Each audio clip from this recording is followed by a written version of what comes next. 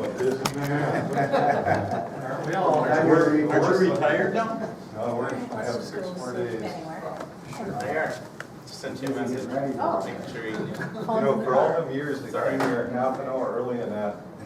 3 times you come like right on, all of a sudden you get a reputation as being a slacker. There's a joke about it. 6 o'clock, we'll call the special work session, council meeting of May 16th to order. We do have a quorum. Public forum, individuals may address the city council. What items not included on the agenda. Speakers are required to state their name and address for council records. Limit the remarks to 3 minutes or less. Speakers are requested to frame their comments around items that fall within the authority of the city council. Generally, the council will not take official action on items discussed at this time. It may place the item on file, take the matter under advisement, refer the matter to a staff or committee for future report, or direct the matter to be placed on an upcoming agenda. Anyone wish to speak? Again, you're kidding, right? No? I don't think you need to ask him more. It's just polite. Sure we do. It's polite. I know you. Robin Hensel, 807 First Street Southeast. The Lie of Patriotism by Chris Hedges.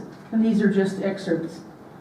When Rory Fanning, who happens to be the veteran who walked across the United States to earn $1 million for the Pat Tillman Fund, a burly veteran who served in the 2nd Army Ranger Battalion and was deployed in Afghanistan in 2002 and 2004, appeared in Chicago last month. He was wearing the top half of his combat fatigues. As he moved through the crowd, dozens of Trump supporters shouted greetings such as "Welcome home, brother," and "Thank you for your service." Then came the protest that shut down the rally. Fanning, one of the demonstrators, pulled out a flag that read, "Vets Against Racism, War, and Empire." Immediately someone threw a drink on me, he said. I got hit from behind in the head 3 or 4 times. It was quite the switch, quite the pivot on me. Questioning the narrative, questioning Donald Trump's narrative, and I was suddenly out of their good graces. Nationalists do not venerate veterans. They venerate veterans who read from the appropriate patriotic script. America is the greatest and most powerful country on earth. Those we fight are depraved barbarians. Our enemies deserve death. God is on our side. Victory is assured. Our soldiers and Marines are heroes. Deviate from this, and no matter how many military tours you may have served in, you become despicable. The vaunted patriotism of the right wing is about self-worship. It's a raw lust for violence. It's blind subservience to the state, and it works to censure the reality of war. A lot of soldiers who've come back from war see themselves as anything but a hero. To throw that term around loosely is dangerous. It's a way to manipulate soldiers. It buys their silence. Soldiers are not encouraged to talk about the realities of war when they come back, he said. They're labeled a hero or warrior. That's a major problem. It leads to seclusion, isolation with soldiers. We talk about the suicide rates among veterans, 22 a day. It's because we're not allowed to talk about what we saw. War up close bears no relation to the myth. It's depraved and cruel. It has nothing to do with noble ends or justice. Killing is a dirty, ugly business. There's a vast disparity between war's reality and the myth peddled by the press, the entertainment industry, politicians, and churches. What I didn't know as I entered Afghanistan with the 2nd Army Ranger Battalion was that the Taliban had essentially surrendered after the initial assault by the Air Force and the Special Forces, Fanning said of his first tour. Our job was essentially to draw the Taliban back into the fight. Surrender wasn't good enough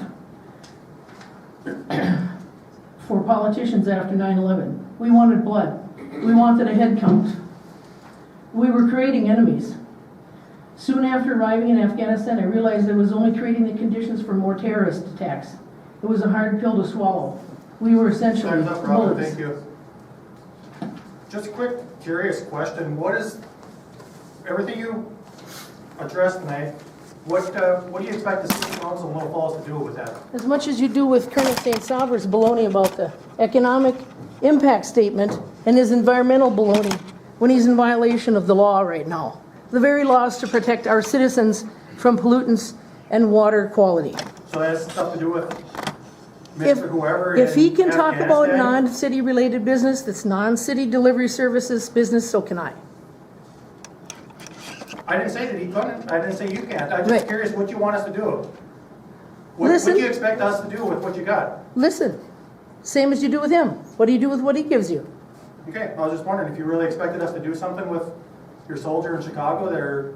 You know, that's something you could probably take to the White House and go preach to Obama about. I think Colonel St. Sauver should take his stuff somewhere He else, like probably comes maybe from there, too. to the lawsuit. Anyone else wish to speak? Hearing none, we'll move on to regular council items.